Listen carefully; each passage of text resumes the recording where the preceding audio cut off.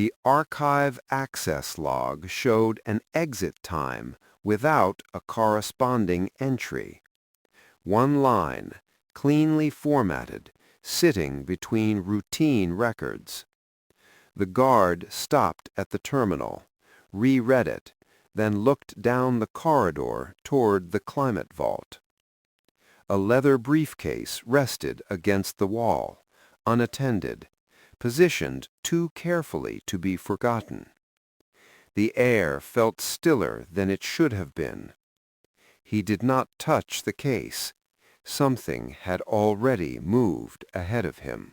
The guard's overnight sweep had reached the archive level at a time when the palace usually felt dormant, its deeper corridors settled into regulated stillness, broken only by ventilation cycling through stone-lined shafts. The archive wing carried its own climate, cooler and drier, calibrated for paper and magnetic storage, and the change registered on his skin as he stepped through the access threshold. His wrist unit confirmed routine clearance across the sector, yet the ambient indicators suggested recent movement, lights not yet dimmed to standby, a faint echo of footsteps dissipating ahead. He slowed, letting his pace align with the space, eyes adjusting to the long corridor terminating at the climate vault. The anomaly appeared first in the system log rather than the corridor itself, a clean line of text indicating an exit authorization without a preceding entry, time-stamped less than a minute earlier. He paused at the terminal, reread the line, and compared it against the physical environment, noting that the far door stood ajar by a margin too precise to be accidental. As he advanced, the smell of leather reached him before the object itself, an incongruity in a space dominated by metal shelving and treated air. A briefcase rested against the wall near the vault door, upright, its handle aligned parallel to the stone seam, positioned as if placed rather than set down. He did not approach it immediately. His attention shifted to the figure emerging from the vault, a senior aide he recognized by posture and access badge, coat fastened despite the temperature, expression composed but alert. The aide acknowledged him with a nod that assumed passage rather than requested it, and presented a slim authorization slip, valid in appearance but limited in scope, referencing document transport without inspection privileges. The guard accepted the slip, scanned it, and felt the delay as the system verified partial clearance, an interval long enough to sharpen the silence between them. He noted the aide's grip tighten briefly on the briefcase handle when the scan took longer than expected. The vault behind the aide sealed with a soft hydraulic sigh, and the corridor lights shifted subtly toward night mode. The guard returned the authorization and asked, evenly, for confirmation of destination custody. The aide responded with a general office designation, one that did not normally receive original materials, only certified copies. The guard's stance adjusted by degrees, enough to block the corridor without appearing confrontational. He cited procedure requiring secondary verification for physical removal during restricted hours, his tone unchanged. The aide countered by invoking urgency and discretion, referencing senior instruction without naming it. The guard requested the instruction code. It was not provided. Instead, a call was placed from the aide's communicator, its screen angled away, the briefcase set down again with care. The guard watched the case, noting the seal intact but recently handled, the edges warm to the ambient air. The call ended quickly. The aide met his gaze and stated that delay would be noted. The guard acknowledged and signaled for archive hold, initiating a temporary freeze that locked the corridor access points with a muted chime. The sound carried farther than it should have. He understood then that whatever was inside the briefcase had already begun to exert pressure well beyond its weight. The archive hold triggered an automated alert upstream, and the guard felt the shift in balance immediately, the kind that preceded formal involvement. The aide's expression remained controlled, but the cadence of their breathing changed, shallow and measured, as they adjusted to the new constraint. The guard requested the briefcase be placed on the inspection table, not for opening, but for custody logging, a procedural step designed to preserve chain of record. The aide complied slowly, setting the case down and releasing the handle with visible reluctance. The guard logged the item's exterior identifiers, noting an archive seal code associated with legacy files, the kind rarely accessed without committee approval. His wrist unit chimed softly as an incoming priority message queued without opening, flagged by senior routing. He did not acknowledge it yet. Instead, he asked the aide to remain while verification completed. The aide nodded, then spoke carefully, suggesting that the contents concerned internal review matters unrelated to active protection. The guard did not respond verbally. He completed the log, sealed the briefcase within the temporary vault adjacent to the corridor, a move that escalated the hold from delay to containment. The aide objected quietly, citing overreach. The guard acknowledged the concern and documented it. The junior guard returned, reporting that 2 offices had requested access clearance simultaneously, an overlap that should not have occurred. The guard thanked him and instructed continued hold. As the corridor lights dimmed further, the air felt heavier, the regulated calm of the archive strained by competing directives converging too quickly to be a coincidence. The guard stood beside the sealed vault, aware that the decision he had just made would ripple outward, drawing attention not only to the briefcase, but to the reasons it had been moved at all. By the time the guard's report propagated beyond the archive level, the palace had begun to respond in fragments rather than as a single structure. Messages arriving from offices that rarely intersected, each asserting a narrow slice of authority over the same object. He remained positioned outside the temporary vault, posture unchanged, while the junior guard rotated silently between corridor checkpoints, the air carrying a faint vibration from systems recalibrating under the archive hold.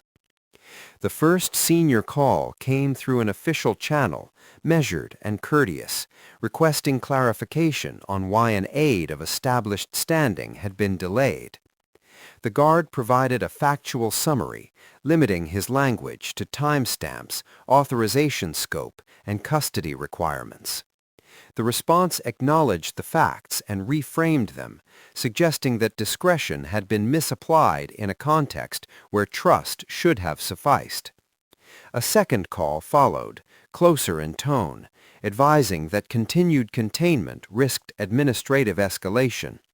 He acknowledged receipt and documented both communications without altering his position. When archive metadata finished loading in full, he reviewed it privately, scanning file lineage and revision markers that extended back years, noting how the most recent annotations clustered around custodial language rather than ceremonial record-keeping. The implication was not immediate threat, but slow erosion, the kind that altered outcomes without visible intervention. A written directive arrived instructing him to transfer the briefcase to a review office by hand, bypassing inspection and logging, citing senior prerogative.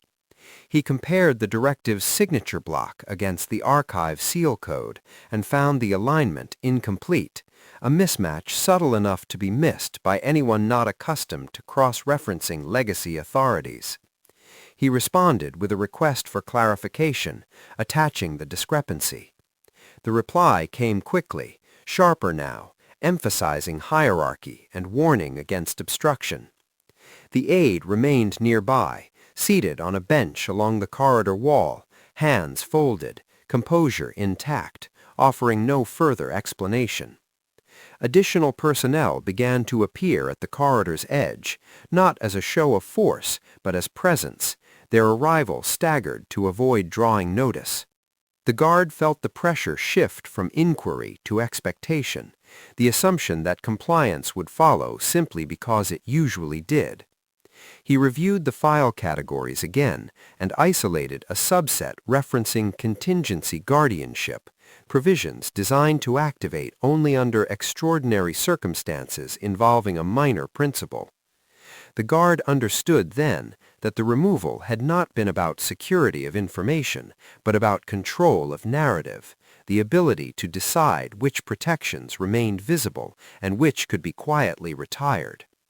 He requested an ethics hold under child protection doctrine, a rarely used mechanism that paused transfer pending multidisciplinary review. The system accepted the request, issuing a provisional lock that superseded administrative directives but triggered automatic notifications at the highest level. The corridor fell quiet in the seconds that followed, as if the building itself were recalibrating. He stood still, aware that this escalation narrowed his options further, and waited for the response that would define whether procedure still had meaning beyond convenience. The response arrived not as a single order, but as a convergence, senior offices aligning their language while maintaining plausible distance from one another. A legal liaison appeared first, calm and methodical, requesting access to the custody sleeve for verification purposes only. The guard allowed supervised viewing without relinquishing control, observing how the liaison's attention lingered on specific seal codes rather than the briefcase as a whole. A call from central administration followed, its tone conciliatory, proposing that the material be duplicated and the original returned to archive circulation under amended classification. The guard declined the proposal on procedural grounds, noting that duplication would not preserve evidentiary integrity given the active custodial references. The aide finally spoke again, suggesting that the guard's interpretation was unnecessarily restrictive, that historical documents did not equate to present risk. The guard did not argue. He requested written confirmation that the protections outlined in the files were no longer operative. None was provided. Another directive arrived, this time invoking operational continuity and hinting at career consequences, the language careful to avoid overt threat while leaving little doubt as to intent. He archived it alongside the others. The ethics hold triggered a review panel call, audio only, voices layered and cautious, asking him to justify the invocation. He summarized the facts, focusing on the file content's relevance to a minor principle and the irregularities surrounding its removal. The panel acknowledged and placed the matter under active review, extending the hold. The aide was asked to depart pending outcome, escorted politely but firmly, the briefcase remaining secured. When the corridor finally cleared, the guard allowed himself a measured breath, not of relief, but of recalibration. He knew the pressure would not dissipate, it would reconfigure. As hours passed, updates filtered through indirectly. The child associated with the custodial files remained under routine protection, unaware of the administrative currents shaping their security. The guard received notice that his actions were under separate review for procedural compliance, a parallel process that mirrored the main inquiry without intersecting it. He continued his duties, now confined to monitoring rather than movement, documenting each interaction with meticulous neutrality. When the panel's preliminary determination arrived near dawn, it confirmed the file's continued relevance and ordered their retention under protected status. The immediate threat receded, replaced by a quieter reckoning. The guard logged the outcome and secured the briefcase for transfer to the protected archive, knowing that while the material was safe for now, the decision had altered his standing within the system. As the palace shifted into morning routine, light filtering down the corridor in calibrated bands, he remained at his post, aware that authority had been questioned not through confrontation but through adherence, and that the cost of that adherence would soon be made clear. The guard's role shifted from interceptor to custodian without formal acknowledgement, a transition marked by reduced movement authority and increased scrutiny rather than any change in insignia. The protected archive transfer was scheduled for mid-morning, timed to coincide with routine material rotations so as not to draw attention, and until then the briefcase remained under dual seal in the temporary vault, its presence exerting a quiet gravity on every interaction nearby. He maintained position, logging checks at prescribed intervals, aware that each entry would be read not only for accuracy but for implication. Messages arrived with professional courtesy, requesting updates already available in the system, their redundancy a signal rather than a necessity. A senior archivist appeared to confirm environmental conditions, performing standard checks with deliberate thoroughness, eyes avoiding the custody sleeve even as hands calibrated sensors. The guard observed the archivist's access credentials, noting recent elevation, and recorded the visit. A second liaison arrived shortly after, this one from a policy office adjacent to domestic administration, framing their presence as supportive oversight.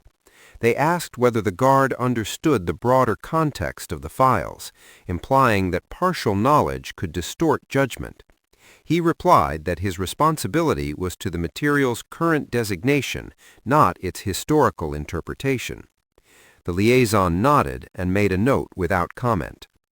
Pressure manifested less as demand and more as suggestion, the cumulative effect designed to encourage self-correction. He reviewed the file's metadata again during a permitted check, focusing on the custodial clauses tied to a minor principle whose status remained deliberately understated in most records, protections embedded in language precise enough to survive reinterpretation attempts. He understood why the files had been targeted.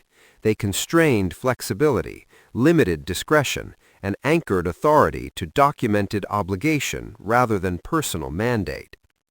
When the scheduled transfer team was delayed by an unscheduled systems audit, he logged the delay and notified command, receiving acknowledgement without explanation. The delay stretched into hours. A call from the deputy marshal came through a secure channel, tone neutral, asking whether the guard considered his actions proportionate. The guard answered by citing the ethics panel determination and the absence of countermanding documentation. The deputy accepted the response and ended the call. Later, a maintenance supervisor arrived to inspect the vault interface, citing a diagnostic alert that had not appeared in the guard's system. The guard requested the alert code. It was not produced. The supervisor departed without inspection. As afternoon light shifted through the corridor, the guard noticed the building's soundscape change subtly, the cadence of footsteps quickening as offices adjusted to an unresolved variable. He remained still, aware that custodianship was not a passive state, but an active resistance to drift, and that each hour the files remained secured increased the likelihood of a more direct attempt to resolve the matter by redefining his authority rather than addressing the material itself. The attempt came without announcement, framed as procedural necessity rather than challenge, when a revised transfer order appeared in the system, bearing multiple endorsements and an urgency marker. The order authorized relocation of the files to a strategic review unit, a designation broad enough to absorb almost anything, and specified that custody be transferred immediately to an appointed senior aide.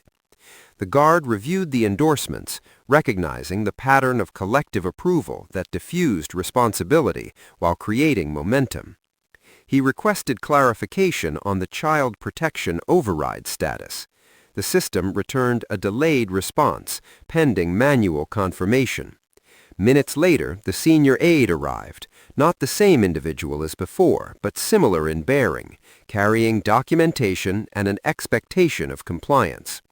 The aide presented credentials, complete and valid, and requested the custody sleeve. The guard acknowledged the credentials and requested the confirmation code for override release. The aide stated that confirmation would follow post-transfer, citing efficiency. The guard declined, citing doctrine requiring verification prior to movement when minor protection clauses were active. The aide's tone remained even as they noted refusal would be recorded. The guard documented the exchange. A legal officer joined them, reviewing the order and suggesting that the guard's interpretation might be overly rigid given the absence of immediate threat. The guard responded by activating a secondary review flag tied to custodial doctrine, a mechanism that required real-time acknowledgement from a child welfare authority independent of palace administration. The system accepted the flag, issuing a visible status change that could not be ignored. The aide stepped back, expression unchanged, and made a call. The minutes that followed were quiet but dense, the corridor populated by personnel who pretended not to wait. When the response arrived, it was decisive. The override was denied pending external verification, the files to remain secured. The aide accepted the decision without comment and departed.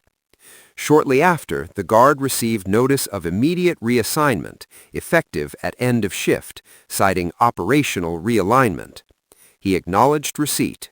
The transfer team finally arrived, escorted by neutral officers, and the briefcase was moved to the protected archive under recorded conditions, seals intact, chain of custody preserved.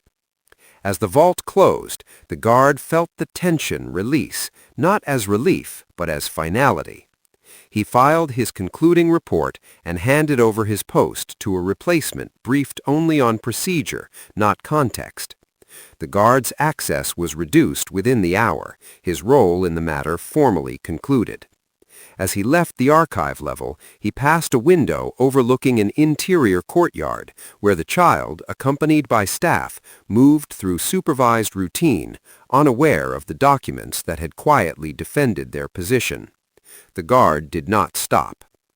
Custodianship, he understood, ended not when the material was safe, but when the system no longer required his presence to acknowledge that safety had been contested and preserved. The reassignment took effect with administrative precision. His credentials reissued at a lower clearance tier, movement corridors narrowed to functional paths that avoided decision centers. There was no escort, no formal debrief beyond a brief acknowledgement logged in the system, the palace preferring adjustments that blended into routine rather than marking moments of rupture. He completed his final shift tasks under observation, every action mirrored by an automated audit process that required no comment from human supervisors. The protected archive transfer appeared in the system as complete, its status flagged for long-term review, the briefcase now absorbed into a structure designed to outlast individual careers. He was summoned once more, this time to a review room used for procedural closure, its neutral furnishings and controlled acoustics intended to minimize interpretation. The panel's questions focused narrowly on sequence and compliance, avoiding motive or outcome. He answered with timestamps and references, offering no speculation. When asked whether he would act differently given the same conditions, he replied that procedure had been followed within the scope available. The answer was accepted without response. Outside the room, the palace had resumed its calibrated pace, the disruption folded into internal memory as an anomaly resolved through governance. He received notice of external liaison placement, a role positioned beyond the palace perimeter, effective immediately. It was described as continuity support, an opportunity to apply experience without proximity to sensitive material.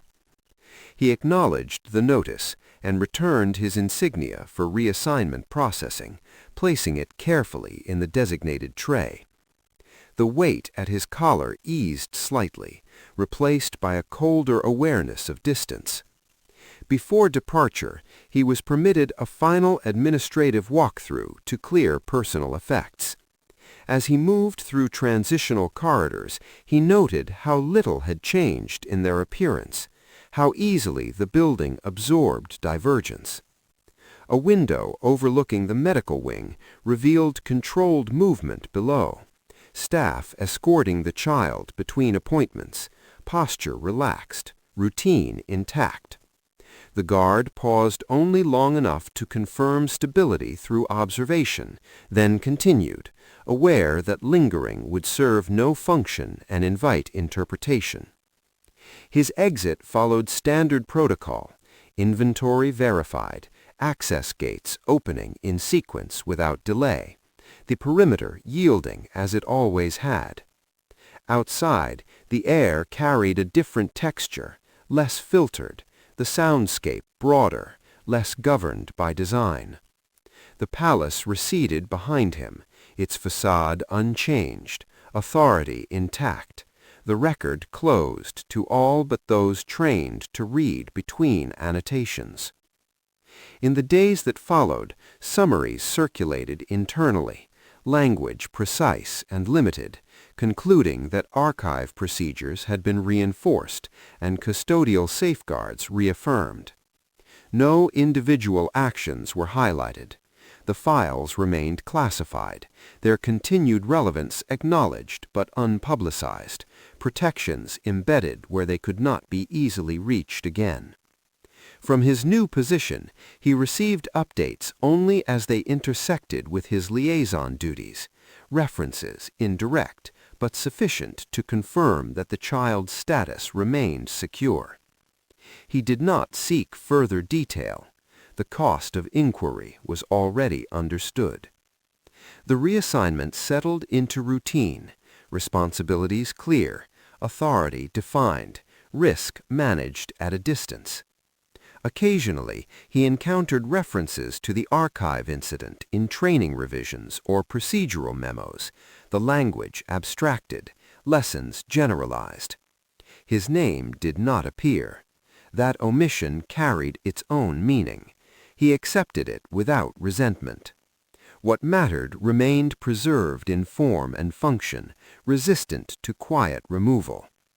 The guard continued his work with the same measured discipline, aware that institutions remembered selectively, but records endured when properly defended. The episode had concluded without spectacle, its impact distributed rather than declared. As time passed, the palace continued as designed, resilient, opaque, yet constrained by a file set that now existed in a place harder to reach. The guard did not frame the outcome as victory or loss. He understood it instead as alignment, a moment when instinct had operated within the narrow corridor where protocol still allowed resistance. What remained on record was not his decision, but the fact that the decision had been challenged and held, and that was enough to ensure the child would not be left unprotected by silence.